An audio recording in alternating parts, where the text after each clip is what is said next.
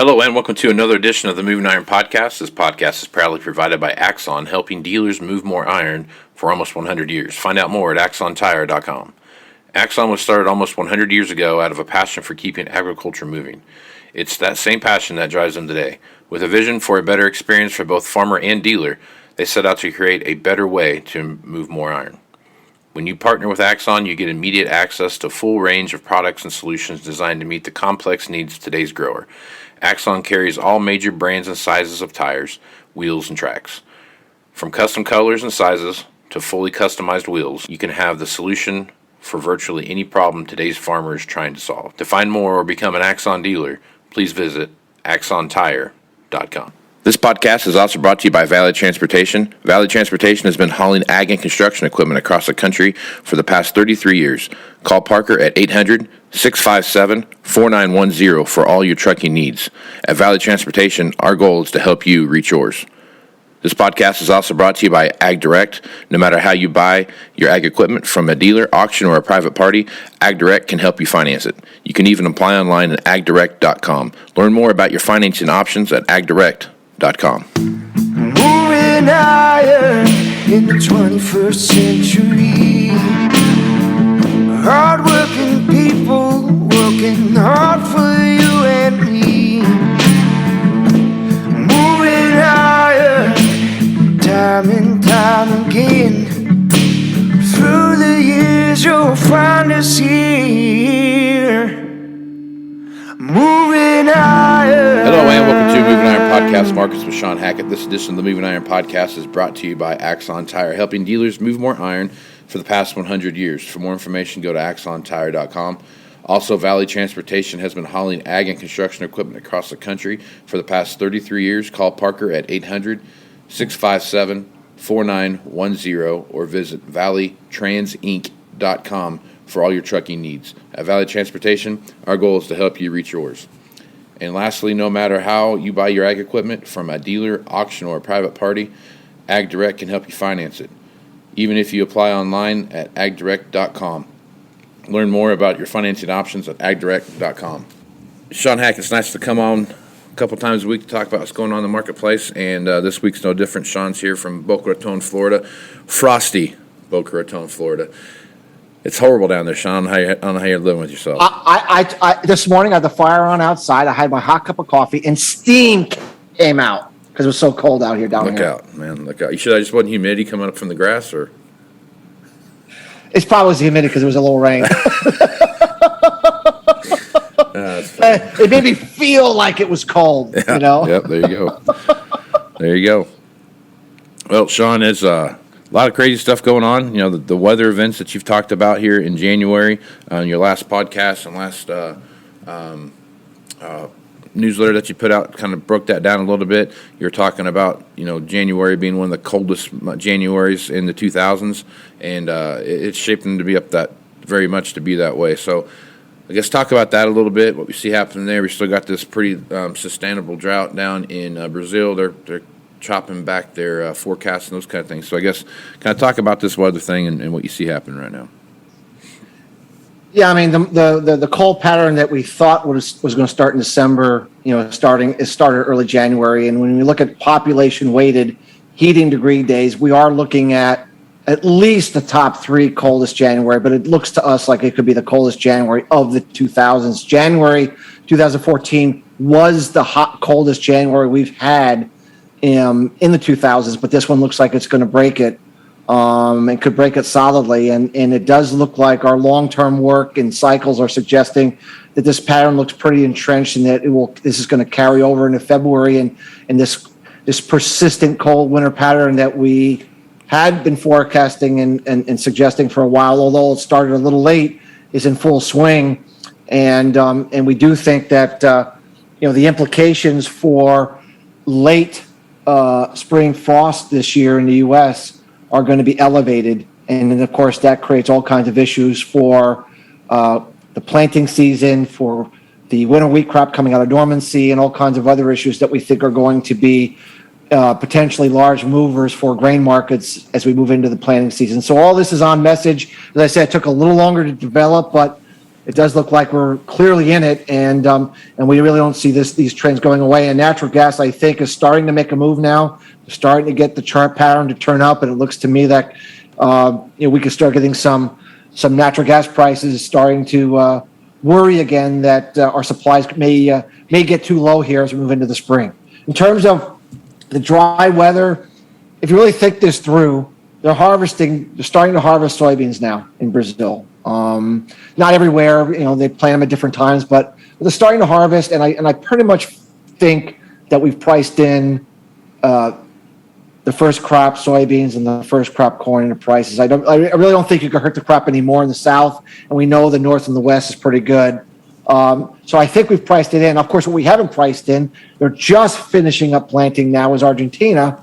We have a long way to go to price all of that in, Casey. And so, we've had a lot of dry weather. We're going to have some record heat this week. We are going to get a little wobble, a little reprieve, a little moisture coming in later this month. Doesn't look like anything more than a transitory pattern. We go right back to the hot, dry pattern in February. So, we think that the weather market from here is going to be generated out of Argentina, but we might take a pause or take a step back for the next few weeks while the market checks out and sees how much of these rains actually deliver. Usually in droughts, Casey, the rains are forecasted and they underdeliver. They're forecasted and they underdeliver. We have a suspicion that these rains will come, but we think they may underperform right now, what many are thinking. But nonetheless, it's a reason for the market to maybe pause, and maybe some of the correction yesterday was the market saying, maybe we've done enough for now. Let's take a step back and take a breather, and let's take a look at how this plays out. We have a USDA report today. I don't really think the USDA is going to make a whole lot of changes in yield, and South America, we already have analysts that have lowered the soybean crop from 144 down to 134.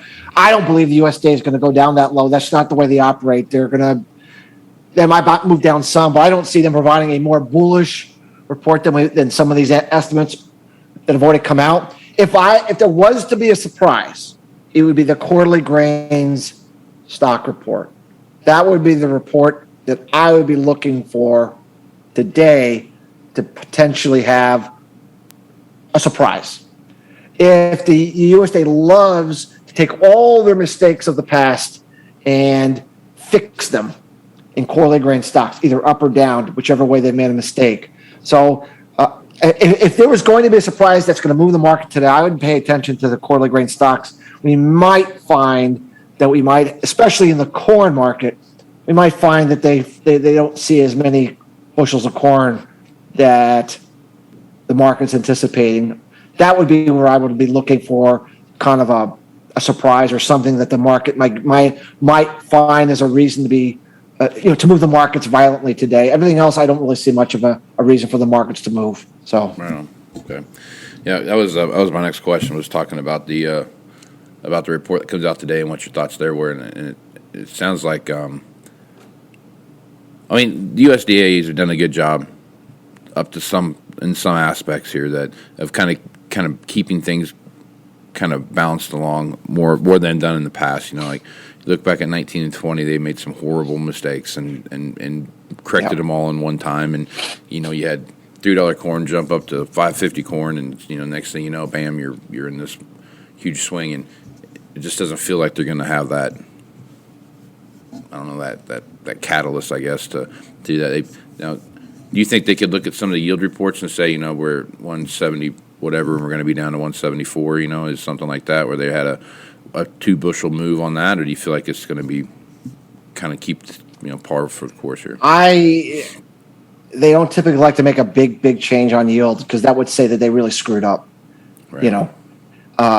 They'll make that change in the quarterly grains. So we couldn't find 300 million bushels of corn. We don't know where it went. The demand's better than we thought. They'll always use the residual in the quarterly grain stocks, which is, we don't know why the bushels aren't there, but they're not there, and so we're going to adjust all our numbers. But they rarely are going to admit that they're. Anything's possible, Casey, but I doubt, after sticking their neck out and saying 177 is the number in the last report, they're going to come out and say, you know what, we totally missed it. It's 174. I think they'll make an adjustment in the quarterly grains, either on this one or in the March report, where they'll just say, you know what? There's 400 million bushels. Where did it go? Ethanol demand, whatever. The exports were strong. We don't know, but we missed it. I think that's where it's going to. Typically, that's where it shows up because it's easier to hide that number and where they don't have to admit that they made a mistake than to say, yeah, we messed this up. It's 174 and get all kinds of criticism. Well, how could you have been so wrong in the last report if this is what you should have known that in the last report? How come you saw it now? Right. Yeah. Okay. All right, so let's jump over and let's talk about what's going on. Okay, we hit on Brazil a little bit, talk about that dryness down there. That's kind of old, there's nothing really new there to update. It's continuing to get worse, so it's just one of those things where that crop is still you got to pay attention to what's going on down there because of the situation that we're in stocks around the world. But as you take a look at what's going on with some of the stuff you see in just the markets as a whole, let's kind of talk about that for a minute. The last 2 or 3 weeks, you've watched, corn sell off, you've watched wheat sell off, you've watched soybeans sell off, and yesterday everything kind of soybeans especially came screaming back. What is this? Is this one of those positioning mechanisms of sorts, kind of getting ready ahead of this USDA report that's coming out? Or is there some bigger underlying factor? I mean, we've talked about some geopolitical things and those kind of things that are out there in play, but there's a 3 or 4 week sell-off here that we've seen where every week has just been getting smashed. So I guess what's your thoughts on the overall market and the movements we're seeing? Well, the market's trying to determine, are last year's trends going to continue? Are they going to change?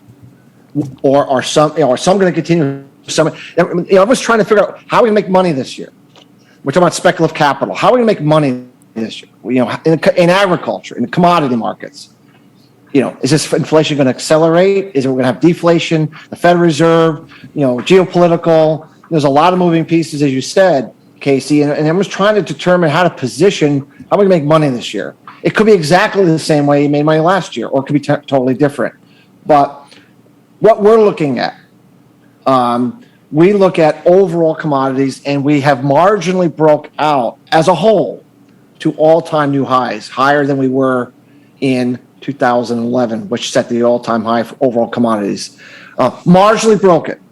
So that either means we're off to the races and we're going to have another big inflationary move in overall commodities, or we're going to have a failed breakout and then turn back down. And the market hasn't decided yet. So that's some of that back and forth action we've been seeing. Now, if you look at the agricultural commodity, cash commodity index that we follow, we have not broken out to all-time highs. We're just below. So we would want to see agriculture break out to all-time new highs and confirm the breakout in overall commodities. The other thing that we know has been highly correlated to ag markets has been the Brazilian real. When the Brazilian real rallies, it tends to light a fire under the market and tends to be a big bullish force to move ag markets substantially higher because of the higher inflationary price translation effect of pricing a higher real in U.S. dollars.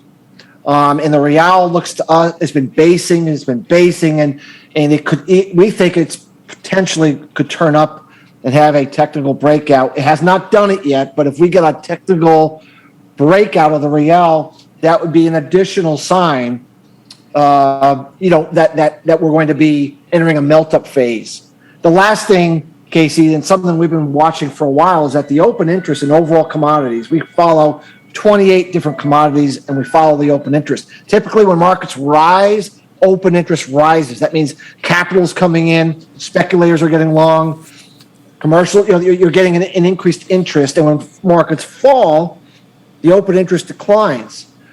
We had seen a big decline in open interest over the last couple of months when Omicron started to come out and be a problem.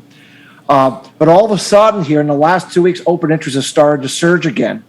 This could be an early sign that the capital is getting ready to flow back in, and it's deciding that Omicron's not going to be a problem. And if that's the trend, that continues, that would be another sign that would push us to thinking we're going to have maybe a melt up here in the first quarter into the second quarter. So it's still, the way we've said it in our report yesterday, Casey, we were at red light before. Omicron, we're not really sure what's happening. I think we've moved to the yellow light, meaning, not full, we're not sure yet, but we're feeling like the red light is softening, but we're not quite at the green light that says it's all systems go. But we'll be looking for all these indicators we just mentioned throughout the month of January to see if which way this is going to tip the scales. Right now, the trends are moving towards a surge higher or are we calling a melt up phase to occur. That's the odds are starting to move in that favor. And if that's the case, then we have a lot of agricultural inflation ahead of us, which of course Mother Nature would have a lot to do with, which geopolitics would have a lot to do with, and of course the ongoing logistical problems that the ongoing restrictions from the virus continue to cause. So it's an interesting time to get this big trend right. But right now we think the odds favor higher prices from what we're seeing early on here in January. Yeah. Well, things are that gap. After yesterday, I kind of see that thing starting to make the swing. It kind of made that turn a little bit of not just getting pummeled. It actually turned around the other way. Let's jump down and talk about what's going on in the protein markets. Wholesale beef prices have been they've been strengthening, but man, they've been back and forth. They had got beat up pretty good right there about Thanksgiving time, and they've kind of made their way back. And of course, a lot of that's coming back to Omicron deal. But I mean, I guess as you take a look at what's going on in the beef market, what are your thoughts there? I try to be very simple about this. Unless we're going to have another round of herd liquidation in 2022, which would really come from another drought, which we do not see, at least not into the middle of the summer. We don't see, we see the exact opposite. We see actually more flooding issues and things. And we see better moisture out west, meaning better hay production, just better go with it. Then we don't have enough animals. Casey, we don't have enough animals. Our animals are down. They're going to be down. Production is going to be down. And that means that the packing house throughput problem is going to be off the table, and they're going to have to bid up those animals to bring the animals through with ongoing demand being strong for beef. So we're pretty constructive that's, of course, if we have a big time recession, stock market crash, those things can always change things. But unless we have something extreme, we think the cattle market looks pretty good. As we've said in the hog market, we showed a chart on this yesterday's report. Exports, net exports for pork is just way down compared to the last 5 years because of the loss of Chinese demand. It's just very, very hard to see how hog prices can rally substantially without getting Chinese demand back. Even though animals in the U.S., pigs are down and the animals are on the lower side, it still doesn't compensate, Casey, from having that lost Chinese demand. We need to get Chinese demand back, which we see coming from the second quarter onward when they start rebuilding the herd and they start entering that next meat protein deficit. So we're wildly bullish the hog market from the spring onward, but we think it's more of a choppy sideways trade, consolidating, base building kind of a market. That every time it falls too low, the lack of animals keeps a bid in the market. Every time it gets too high, the lack of Chinese demand puts a cap on the market. So we think it's kind of a dull, boring market for now. But we would get a lot more interest in this market as we get to the second quarter. Yep. So. Yep. All right, Shawn. Hey, good stuff as usual. Folks want to reach out to you and get more information about what it is that you're doing at Hackett Financial. What's the best way to do that? Our website is Hackett, HACKETT, advisors.com. Plenty of things on there to tell people what we do to see if we could be of value to your listeners. Right on. Well, Shawn, I appreciate you being on the podcast, man. Thank you, Casey. Always a pleasure, and I will, I'll text you from North Dakota when I speak there. Yeah, North Dakota in February. I tell you what, man, you couldn't have picked a better place to be. I'll tell you right now. Happy times. Happy times. That's right, man. Well, I am Casey Seymour with Moving Iron Podcast. Make sure you check me out on Facebook, Twitter, and Instagram. That's where you find the latest editions of the Moving Iron Podcast. Also, go to MovingIronLLC.com for all the blogs, posts I have, all the library of the Moving Iron Podcast, as well as all the information from the Moving Iron Summit coming up here in Nashville, Tennessee. That'll be September 6th, 7th, and 8th. Shawn will be there, and probably won't be Southwest North Dakota in February, weather-wise, but it'll be steamy Nashville in September. So check that out. So if you're interested in doing that, hit me up at Moving Iron Podcast and MovingIronPodcast.com. So with that, I'm Casey Seymour, Shawn Hackett. Let's go move some iron, folks. Out. You want to have a meaningful competitive advantage to help sell more equipment. Whether you represent the sales, parts, or management department of an implement dealership, there's a surprising amount of complexity when it comes to tire, wheel, and track technology. Let Axon worry about that so you can get back to supporting your customers. Axon has leveraged years of experience to create a streamlined process that gives you a proven path to help today's grower and sell more equipment. The roots of their organization go back almost 100 years to the invention of the rubber tractor tire. Supporting agriculture is the number one driver of Axon, from product development through sales and service. To find more or become an Axon dealer, head over to axontire.com. This podcast is also brought to you by Valley Transportation. Valley Transportation has been hauling ag and construction equipment across the country for the past 33 years. Call Parker at 800-657-4910 for all your trucking needs. At Valley Transportation, our goal is to help you reach yours. This podcast is also brought to you by Ag Direct. No matter how you buy your ag equipment, from a dealer, auction, or a private party, Ag Direct can help you finance it. You can even apply online at agdirect.com. Learn more about your financing options at agdirect.com. Moving iron in the 21st century. Hard-working people working hard for you and me. Moving iron time and time again. Through the years you'll find us here.